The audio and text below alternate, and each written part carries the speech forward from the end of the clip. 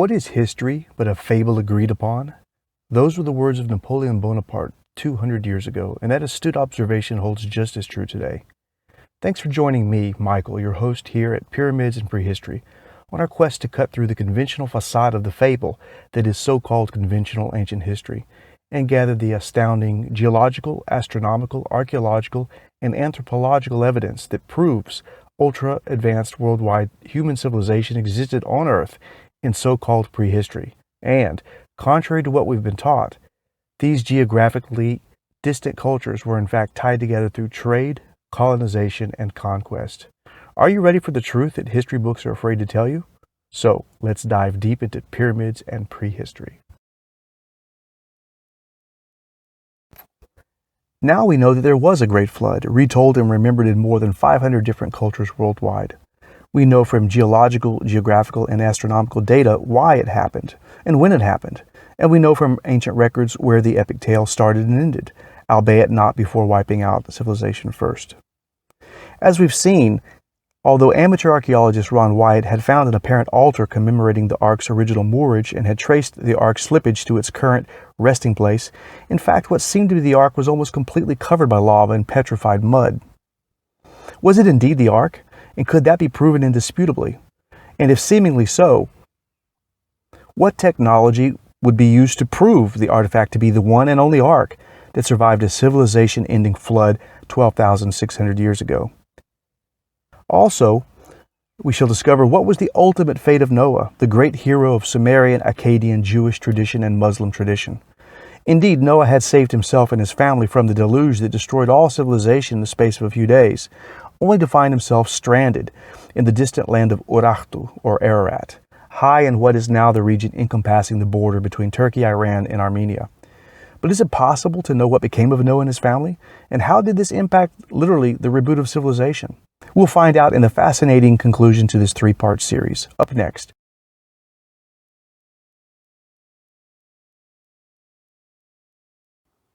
Found on the presumed Ark site at Uzungili, Turkey, were sea fossils, proving the 7,000-foot tall mountaintop to have once been underwater.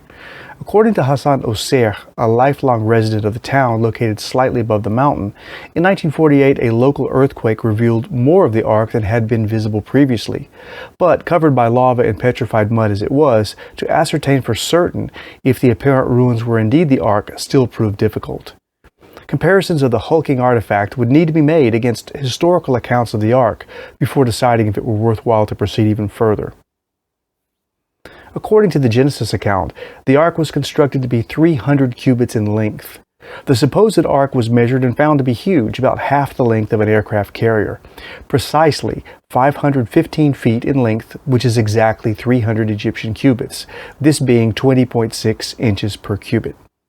Moses, the author of the book of Genesis, was reputed to have been formerly an Egyptian prince before leading the Hebrews out of Egypt, and would have certainly used the longer Egyptian cubit for his basis of calculation. Indeed, elsewhere in the Hebrew scriptures, 2 Chronicles chapter 3, verse 3, it specified that this measurement refers to, and I quote, cubits according to the former measure, unquote, meaning of the more ancient Egyptian system divided into 28 digits, making up the Egyptian cubit rod measurement. Many centuries later, the 18-inch Hebrew cubit rod was implemented, but this was not the case at the time of Moses' writing of Genesis. Indeed, the Solomon's Gates portal at the Israeli city of Tel Megiddo has a measurement of exactly 6 Egyptian cubits, further evidence of its widespread use among very ancient Hebrews. Height and width of the suspected Ark also conform precisely to the cubit rod measurement noted in Moses' account. What are the structure, size, and shape of the Ark as found at Uzungili? The Ark features a rounded stern and a pointed bow, symmetrical and obviously man-made. Although much of the Ark is still buried in its surrounding mud encasement, SIR, which is ground-penetrating radar scans, reveal the defined shape of the Ark, its full dimensions, and many structural ribs, confirming the structure once more to be man-made and not natural geology. Besides the mud-encased keel, ribbed timbers can easily be seen with the naked eye, near the stern on the starboard side of the Ark. Also visible are vertical fissure boards to stabilize the gap between the ribs' superstructure. These ribs run perpendicular to the mud flow around the structure, once again indicating a non-geological formation. The port side, more exposed and less preserved, features one large rib standing upright. It conforms to the curvature of the hull it once strengthened. 4 deck support beam timbers are also visible in the center of the mound. It is apparent the decks have collapsed, one on top of the other. From the port side of the stern, there are 5 objects situated at regular intervals, apparently vertical posts that once supported the decks.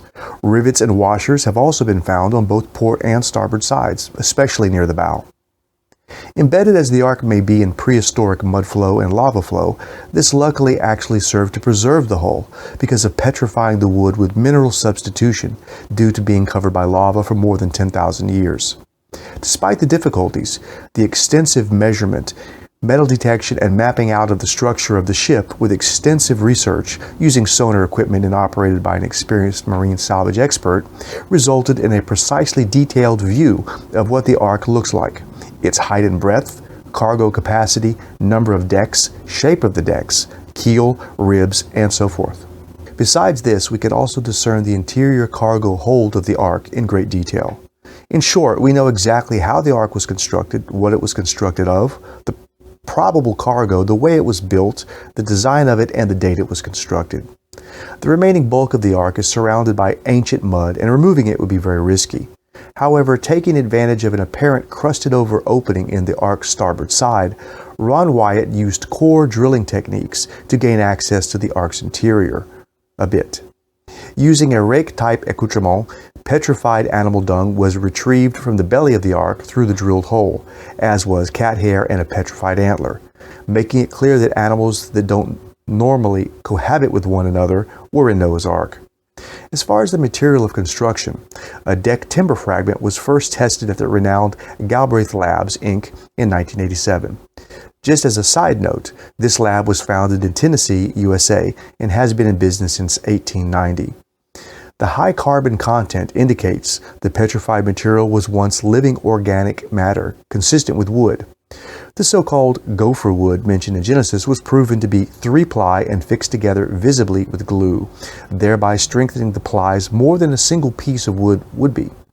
A black pitch covering layer, further waterproofing the hull, and nail heads are also apparent, as shown live on CNN in 1991 when Mr. Wyatt showcased the specimen to viewers. Well, now we know that there was a great flood that is retold and remembered in more than 500 different cultures worldwide, and it wiped out civilization. But what kind of civilization? When I say an advanced civilization, what exactly do I mean?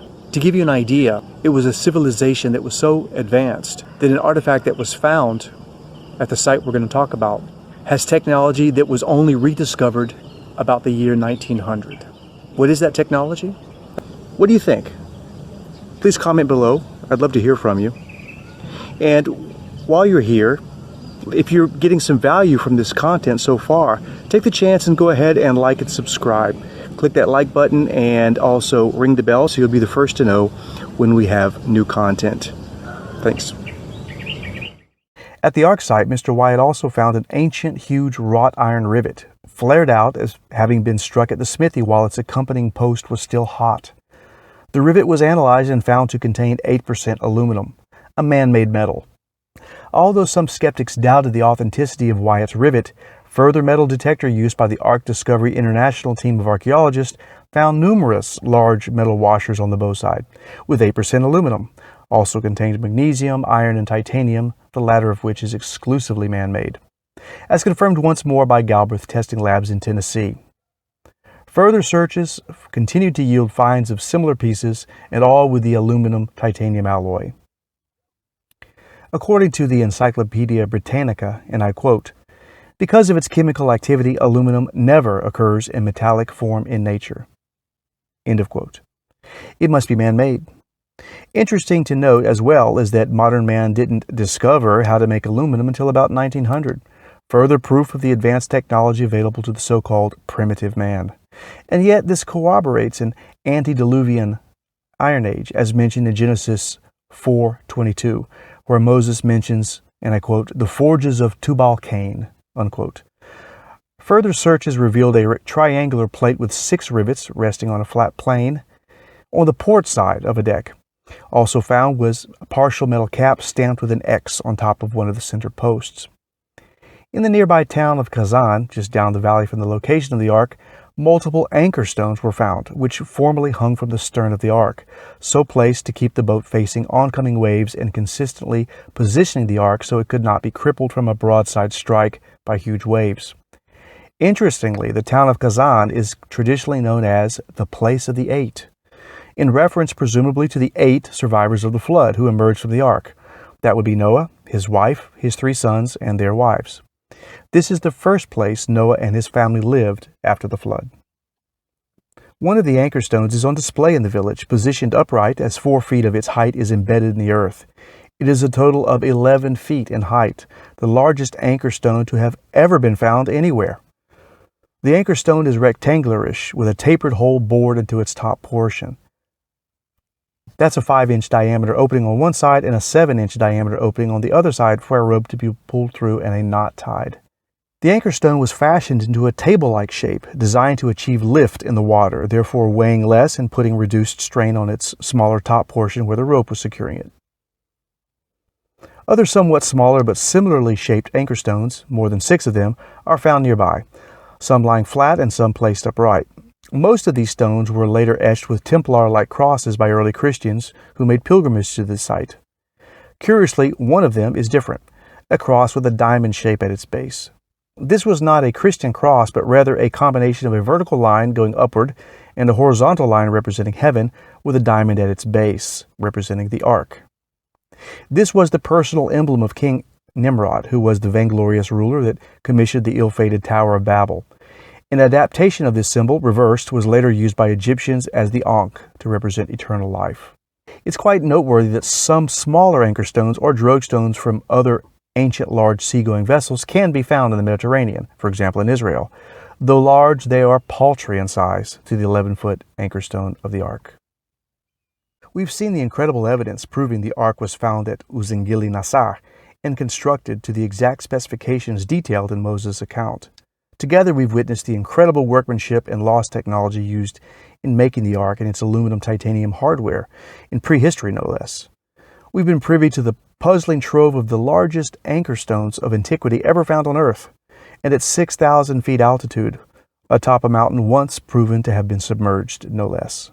It only remains to know what became of Noah and his family, and how this impacted the literal reboot of civilization, as has also been proven only recently. We'll find out the answers to this and more after this brief message.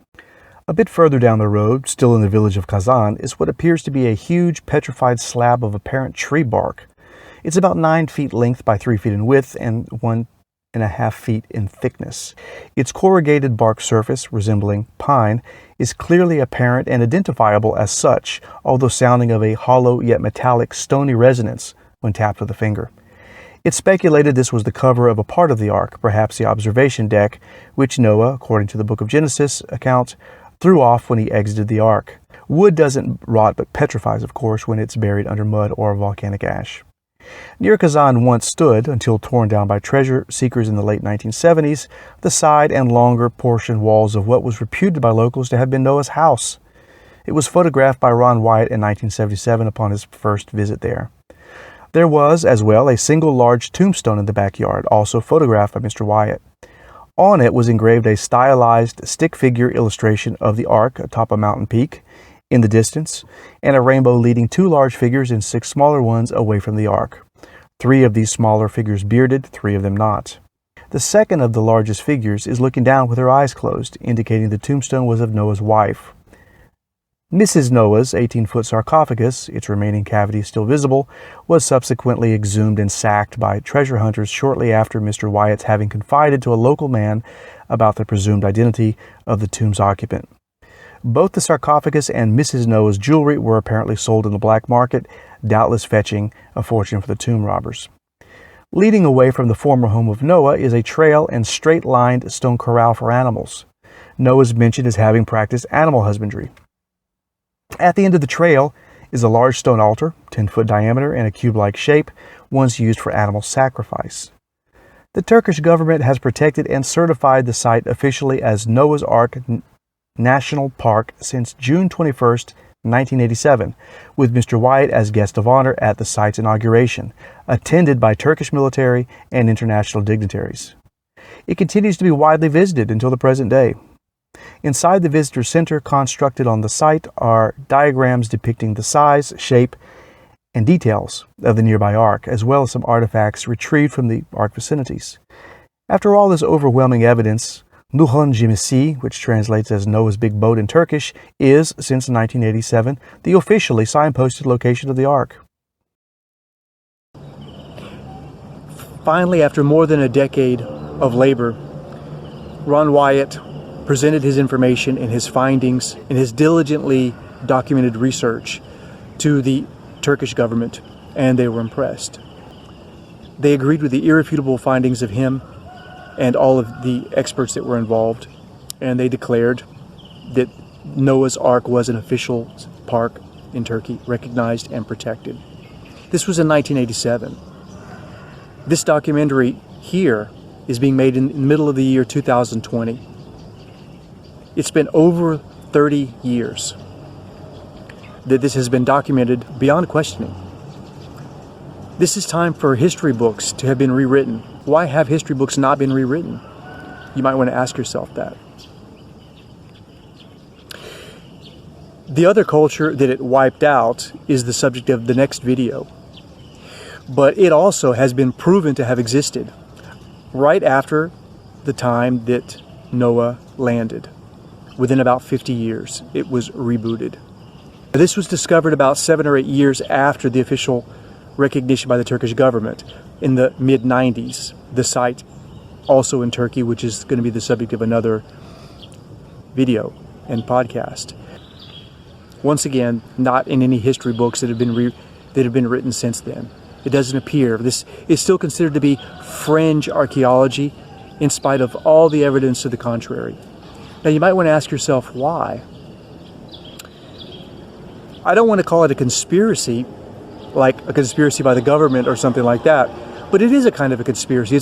It's a conspiracy by typical archaeologists and historians who do not want to rewrite history books in spite of the glaring evidence, because they're scared. But it's scary to think that this civilization was wiped out in a day and a night and had to be restarted by the few survivors. Nobody wants to think about that. But it's important for us as humans to know exactly how long our civilization has been around, and indeed the fact that there are cycles of reboots and destruction and starting all over again. Now that we have the advanced technology, which we thought were the most advanced of all time, and apparently we're not, wouldn't it be ironic if now that our advanced technology permits us to find more and more underwater ruins and underground ruins, as is being done all the time now, keeps pushing back the date of history? Wouldn't it be ironic if, just as we discover this, we're on the verge of destroying our own civilization, right before we discover that we were not the first, and that somebody existed a long time before we did, and perhaps did civilization better than we did, because there was no pollution or plastics or motors with clean energy, one would imagine. Thanks for joining me here at Pyramids in Prehistory, and stay tuned for the next episode. See you there. I'd like to make it clear I researched quite a few sources to show the truth of this great catastrophic event and its artifacts, and I'll cite a few of these sources here. There's very good material on YouTube produced by ArkDiscovery.com, and also culled from footage of the 700 Club, the Discovery Channel, ABC TV, the Learning Channel, the History Channel, and various newspapers. Also cited here is creationism.org and lectures by renowned author and explorer Graham Hancock. Here I'd like to make a personal observation. Uzungili Nasar, the Ark site, and Sanliurfa, site of the Göbekli Tepe ruins, are both in Turkey. Göbekli Tepe is the oldest prehistoric megacity known to man, discovered in the 1990s. By the way, this will be a subject of a subsequent video and podcast. Suffice it to say that this has been precisely dated to a mind-blowing 9600 BC, which makes it 6,000 years older than Sumeria, making the founding of Göbekli Tepe just a few years after the landing of the Ark at Uzungili. Interesting to note is that the Ark and Göbekli Tepe are about 700 kilometers apart, which would be about 140 hours or 2 weeks walk from the Ark site through the eastern Anatolia region towards Göbekli Tepe, if that were done for 10 hours per day. The high plateau slopes downward gradually in the direction of the Aegean Sea. It is abundant in plants and animals and replete with rivers and lakes nearby. If the journey to Göbekli Tepe were attempted from Cairo or Alexandria, which is the only other possible cradle of civilization in the region, if it survived the flood, it would be about 1,700 kilometers, but through the following 4 deserts: the Sinai Desert, Sinai Peninsula, the Nephud Desert, northern Arabian Peninsula, the Negev, southern Israel, and the immense Syrian Desert, southeastern Syria, northeastern Jordan, northern Saudi Arabia, and western Iraq.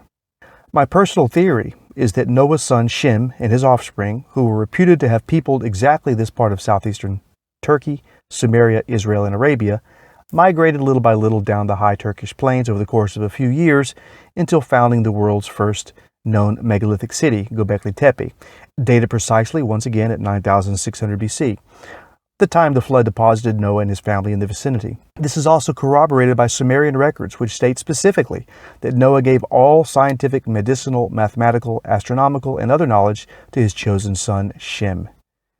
It bears remembering that Noah was a holy man, a zoologist, master shipbuilder, and skilled sailor, had an exemplary knowledge of metalworking using secret alloys which would only be rediscovered 11,500 years later, aluminum and titanium, and likely an astronomer as well to have predicted the oncoming cataclysm. In short, a very learned man, and he certainly would have passed on his wisdom to his sons, particularly Shem, and I quote, who are charged with going forth and repopulating the earth, unquote. Simply put, if not the direct descendants of Noah, who else could have built the world's greatest megalithic city, and especially in Turkey, not Egypt? And it also can't be coincidental that the second wave of civilization's reboot, Sumeria, was also settled specifically by Shem and his progeny.